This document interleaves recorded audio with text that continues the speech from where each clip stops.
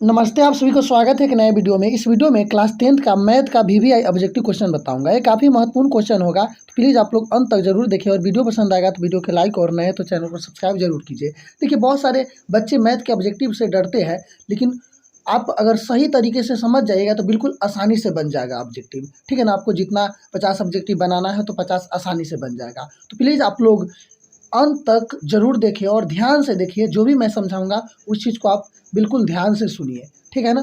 और किसी तरह का कोई समस्या हो तो कमेंट करके हमें जरूर बताइएगा। और जो भी ये क्वेश्चन है ना, ये किसी न किसी बार ये पूछा गया है, वही क्वेश्चन है, ठीक है ना। तो प्लीज़ आप लोग अंत तक जरूर देखिएगा। और वीडियो पसंद आएगा तो एक बार मैं और बता रहा हूँ कि लाइक शेयर जरूर कीजिएगा। तो चलिए स्टार्ट करते हैं। तो देखिए, फर्स्ट क्वेश्चन है, ये भी क्वेश्चन पूछा गया है कि दो संख्याओं का गुणनफल बराबर है। दो संख्याओं का गुणनफल बराबर है। आप पढ़े होंगे लस और मस संबंधित प्रश्न, उसमें आपको पता होगा कि दो संख्याओं का गुणनफल बराबर होता है एलसीएम गुने एचसीएफ या एचसीएफ गुने एलसीएम। आपको किसी भी लस मस संबंधित सवाल निकालना है तो आप इस सूत्र के सहायता से निकाल सकते हैं। अगर मान लीजिए एलसीएम दिया हुआ एचसीएफ निकालना है, या दो संख्याओं में एक संख्या दी हुई है, अगर दूसरी संख्या निकालना है तो आप इसी सूत्र के सहायता से निकाल सकते हैं। तो दो संख्याओं का गुणनफल क्या होता है, एलसीएम गुने एचसीएफ या एचसीएफ गुने एलसीएम कहिए। तो इसमें देखिए प्लस है, ये भी प्लस है, और ये क्या है, ये होगा इसका आंसर ऑप्शन सी क्या होगा, सही होगा। तो समझ गए ना। चलिए क्वेश्चन नंबर, इसका ध्यान में रखिएगा, दो संख्याओं का गुणनफल होगा एलसीएम गुने एचसीएफ। इससे बहुत सारे प्रश्न आपको बन जाएगा। तो चलिए क्वेश्चन नंबर 2 देखते हैं।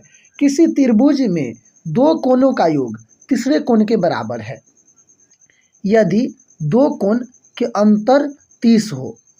यानी कहता है इसमें कि किसी त्रिभुज में दो कोण का योग तीसरे कोण के बराबर हो यदि दो कोणों का अंतर, यानी घटाओ त्रिभुज के कोणों, तब त्रिभुज का कोण होगा, यानी दो कोणों का अंतर 30 है। दो कोणों का अंतर क्या है, 30 है। तो आपको सिंपल तरीका पता होना चाहिए कि देखिए इसमें कह रहा है कि दो कोणों का योग, यानी दो कोणों का योग तीसरे कोण के बराबर है, ठीक है ना। यानी दो कोण को हम जोड़ रहे हैं तो किसके बराबर है, तीसरे के। और फिर दो कोणों का अंतर 30 है। तो देखिए आपको यहाँ 30 और 75 100 हो रहा है। तो ये तो जोड़ेंगे तो नहीं होगा, 45 45 90, लेकिन 45 45 घटाएंगे तो 0 हो जाएगा। 60 60 100 ये नहीं है। देखिए यहाँ 30 और 60 को जोड़ेंगे तो 90 होगा, और 60 में से 30 घटाएंगे 30 होगा। तो ये अंतर भी 30 है और योग भी क्या है, 90 है। यानी दो कोण के जोड़ेंगे तो तीसरा कोण बराबर हो जाएगा। यानी 30 30 कितना हुआ, 30 और 60 90, और 60 में से 30 गया 30। तो यही है, दो कोणों का अंतर क्या है, 30 है और योग 90 है। तो समझ गए, ऑप्शन ए सही होगा। इसमें कह रहा था कि दो कोण तीसरे कोण के बराबर है, इसका योग तीसरे, तो दो कोण है 30 जोड़ 60 जोड़ेंगे तो कितना हो जाएगा, 90, ठीक है। चलिए क्वेश्चन नंबर 2 देखते हैं। दो अक्षों के प्रतिच्छेदी बिंदु को कहते हैं, ये 9th में भी पढ़े होंगे कि दो अक्षों के प्रतिच्छेदी बिंदु को कहते हैं। दो अक्ष ये है, तो ये जो प्रतिच्छेदी बिंदु है इसको क्या कहते हैं, तो आपको पता होगा निर्देशांक, मूल बिंदु, निर्देशांक अक्ष, इनमें से कोई नहीं। तो जो दो अक्ष है उसको जो प्रतिच्छेदी ये है ना, यह कट हो रहा है, इसको मूल बिंदु कहते हैं। ऑप्शन बी सही होगा। चलिए क्वेश्चन नंबर 4 देखते हैं। बिंदु 0 4 और 6 0 का मध्य बिंदु होगा। यानी कह रहा है कि 0 4 और 6 0 का मध्य बिंदु होगा। तो आपको पता होगा कि नियामक ज्यामिति पढ़े होंगे, तो उसमें एक सूत्र होता है, मध्य बिंदु बराबर होता है, आप इसमें जोड़ेंगे x1 प्लस x2 बटे 2 y1 प्लस y2 बटे 2। यानी इसको भुज को जोड़ेंगे और 2 से भाग देंगे तो 0, और इधर 6 है और बटे 2, तो इसको करेंगे तो 3 आएगा, यानी 6 2 6, यानी 3 आया। ठीक है, पहला समझ गए ना, भुज इसमें कितना होगा, 3, तो लेकिन सब भुज 3 है। और कोटि कोटि को जोड़ के तो 4 0 को जोड़ेंगे तो 4, और 4 में 2 से भाग देंगे तो 2, तो कितना हुआ, 3 2। इसमें कौन आंसर सही होगा, तो आपको पता हो गया कि सी सही होगा। याद रखिएगा, कभी भी मध्य बिंदु का निर्देशांक निकालना हो तो सूत्र होता है x1 जोड़ x2 बटे 2 और y1 जोड़ y2/2 इसी पर हम बैठा दिए हैं और यह बन गया है, ठीक है ना। 0 और 6 के जोड़े हैं तो 6 और 2 से भाग देंगे 3 और 4 0 के जोड़ेंगे 4 और 2 से भाग देंगे तो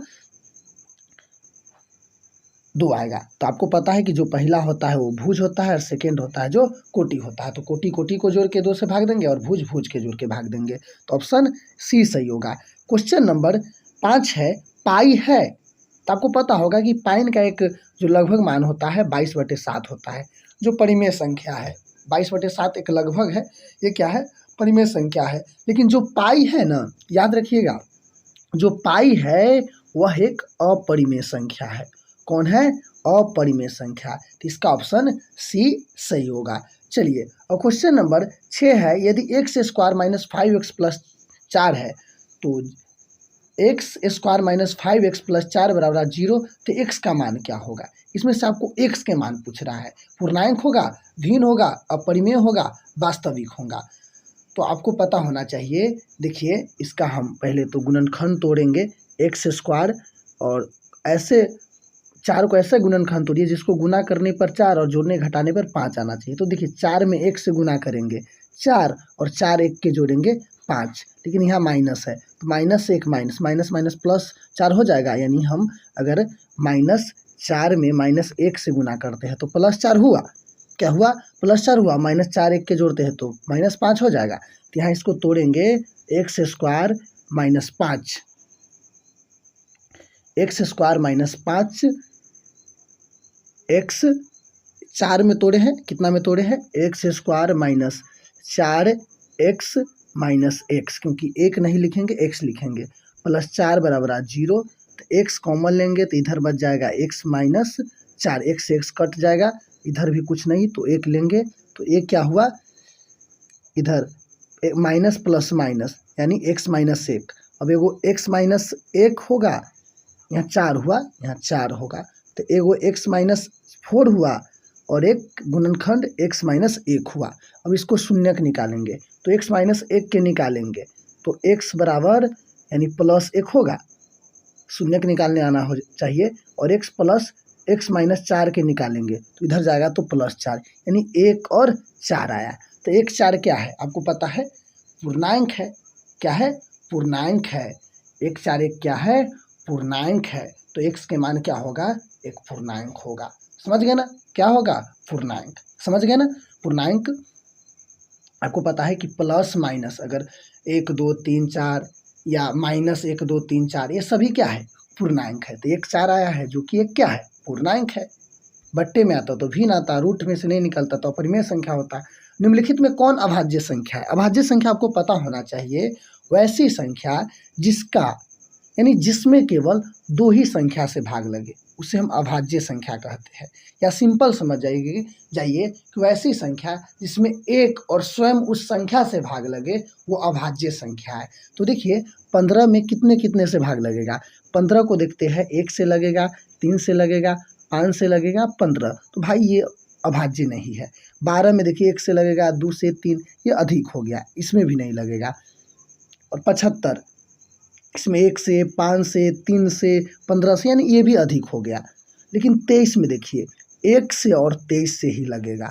तो जिसमें एक और स्वयं से भाग लगे वही अभाज्य संख्या है। सिंपल समझ जाइए, जिसमें 2 ही गुणनखंड हो, यानी जिसमें 2 ही से भाग लगे, 2 ही संख्या से, 1 और 23, इसके अलावा कोई नहीं है जिससे 23 से भाग लगे, लेकिन इसमें ढेर सब है। तो इसमें होगा ऑप्शन डी सही होगा कि ये क्या है, अभाज्य संख्या है। चलिए, एक थैले में 4 लाल है और 6 काली गोलियां हैं।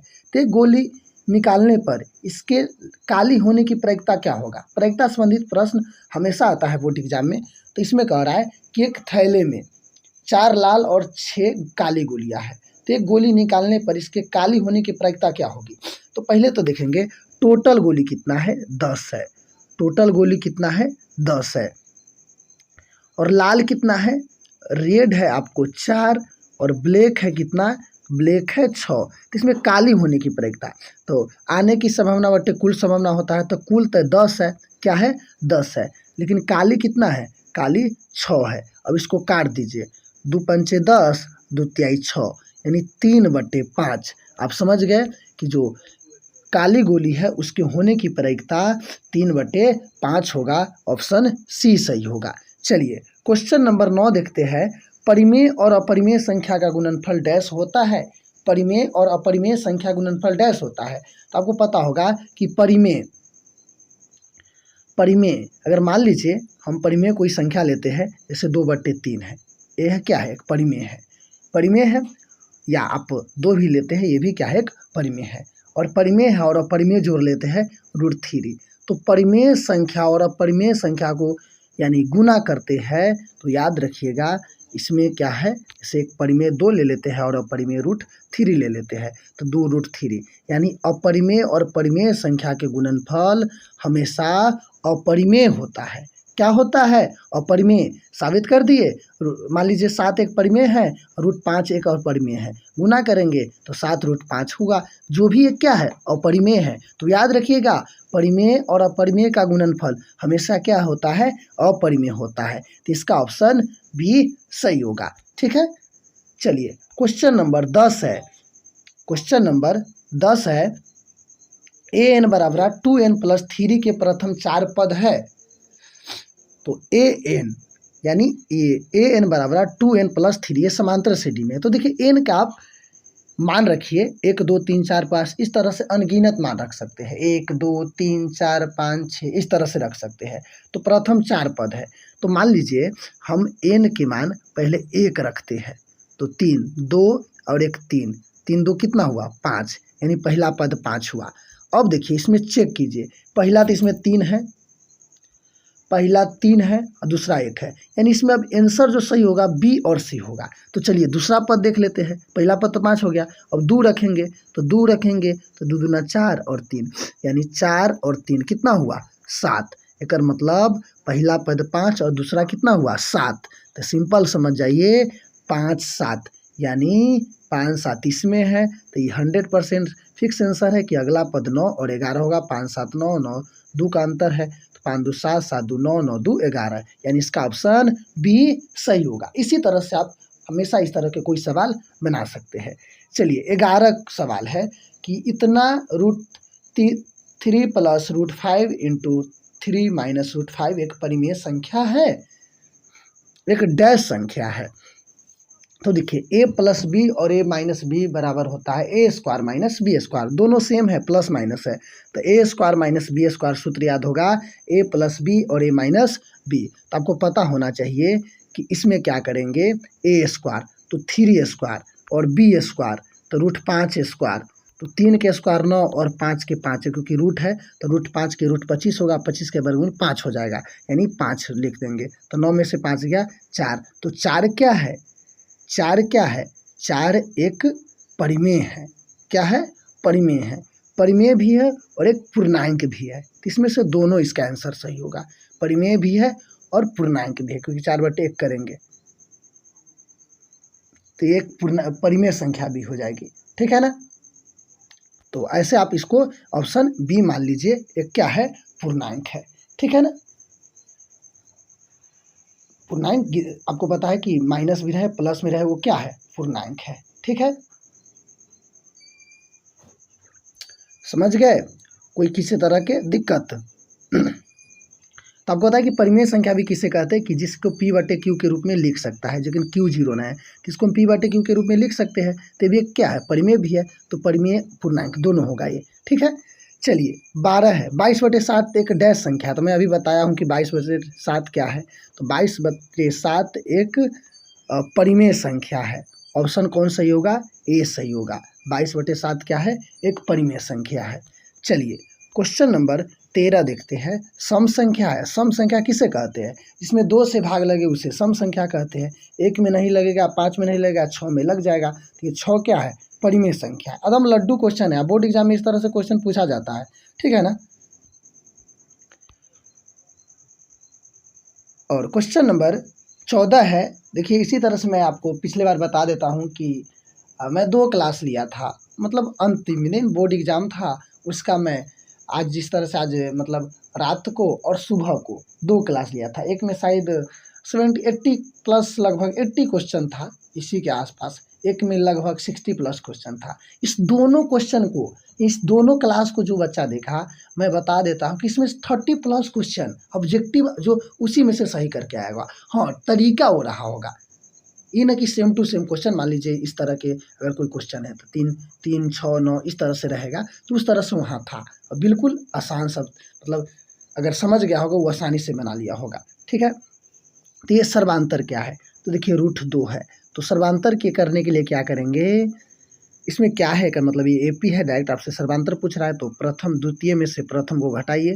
तो ये क्या है, √8 है, √8 के वर्गमूल होगा, यानी इसको तोड़ेंगे गुणनखंड, 4 × 2 माइनस √2, तो 2 निकल जाएगा, यानी 2, इसका वर्ग एगो 4 को निकल जाएगा, तो कितना 4 का वर्गमूल 2 होगा, ये एक √2 इसमें रह जाएगा, और 2 यानी √2 में से √2 में से 2 √2 में से एक √2 घटाएंगे तो एक √2 बचेगा, एक √2, ऑप्शन ए सही होगा।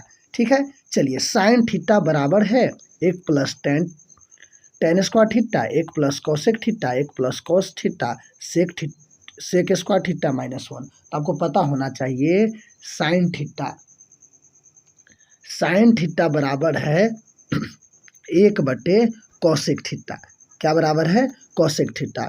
कोसेक थीटा बराबर है 1/cos थीटा, किसके बराबर होता है, तो इस सेक का सूत्र होता है, किसका होता है, सेक का सूत्र होता है। ठीक है ना, किसका होता है, सेक का होता है। और सेक स्क्वायर थीटा -1 होता है tan स्क्वायर थीटा का सूत्र। 1/कोसेक थीटा किसका होता है, 1/cos एक थीटा साइन थीटा का मान होता है। ठीक है ना, सूत्र याद होना चाहिए, सूत्र याद होना चाहिए, बिल्कुल आप आसानी से समझ जाइएगा। 1 + tan स्क्वायर थीटा होता है सेक स्क्वायर थीटा का, समझ गए ना। ये किसका है, ये है सेक स्क्वायर थीटा का, ये कितना है साइन थीटा का, ये किसका है सेक थीटा का, और ये किसका है tan स्क्वायर थीटा का। ठीक है, चलिए 16 क्वेश्चन है, घटना ई के होने की प्रायिकता 1/3 हो तो घटना नहीं होने की प्रायिकता क्या होगा। तो आपको पता है कि घटना यानी P होने की प्रायिकता और घटना P जो डॉट है नहीं होने की प्रायिकता बराबर 1 होती है। तो इसमें है होने की प्रायिकता 1/3 है, तो न होने के क्या होगा, तो न होने की यानी प्रायिकता न होने, घटना नहीं होने की प्रायिकता 1 में से 1/3 घटा देंगे, तो 1/3 घटा देंगे, ये सूत्र याद रखिएगा, 1/3 घटाएंगे तो लसत 3 होगा, 3 में से गुना करेंगे 3 - 1 यानी 2/3। इसका आंसर 2/3 है, तो ये सही होगा, ऑप्शन ए। आप लोग कमेंट करके बताइए अगर आपको बन रहा है तो। 17 है, यदि AP का 17वां पद 10वें पद से 14 अधिक है तो सर्वांतर या होगा, यानी AP का 17वां पद 10वें पद से कितना अधिक है, 14 अधिक है। AP का 17वां पद 10वें पद से 14 अधिक है। एक मिनट, AP का 17वां पद 10वें पद से 17 अधिक है, 10वें पद से कितना अधिक है, 14 अधिक है।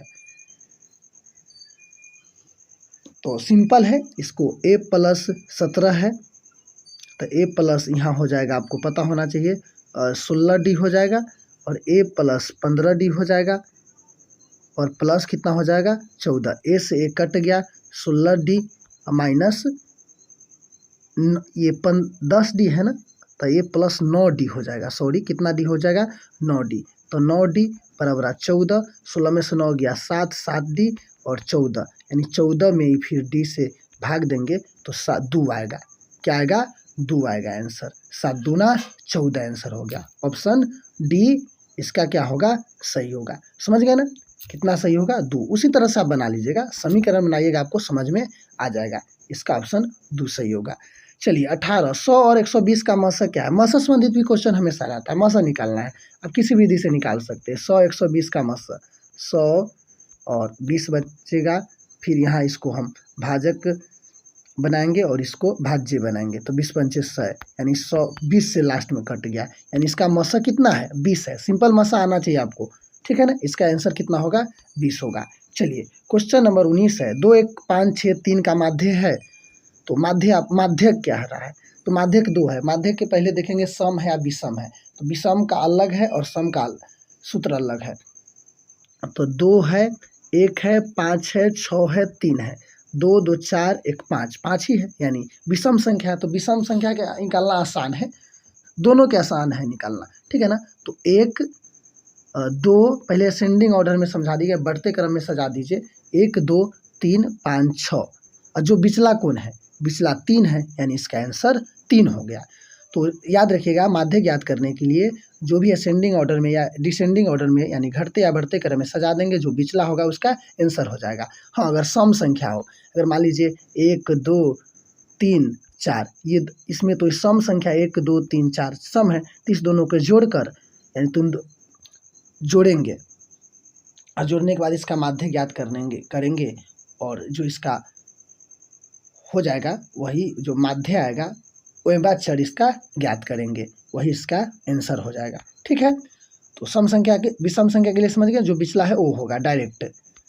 20 है, यदि समीकरण है, ये करना सा क्या लिखा है टाइप हो गया है, 3x - 2y - 1 बराबर 0 है, यानी 3x - 2y - 1 बराबर 0। तो x के मान 1 है तो y के मान k है। देखिए सेट करता हूँ 1 मिनट, y के मान कितना है, देखिए 3x - 2y -1 है, इधर आएगा तो +1 हो जाएगा। x के मान कितना है 1 है तो 3 गुने 1, y के मान कितना है k है तो 2 गुने k बराबर 1, तो 3 हुआ -2k बराबर 1, तो k बराबर 2k बराबर 1, इधर प्लस इधर आएगा तो -3, तो 2k बराबर बचा कि -2 और k बराबर हुआ -2/2, यानी k के मान -1 आया। कितना आएगा -1 आएगा, जो इसमें आंसर नहीं है, लेकिन इसका आंसर कौन होगा -1 होगा, ठीक है। तो इसी तरह से आप नहीं 1 मिनट, यहाँ देखिए -2 है, यहाँ भी माइनस होगा, माइनस तो माइनस से माइनस कट जाएगा, यानी 1 आएगा इसका आंसर। कितना आएगा 1, ऑप्शन सी सही होगा।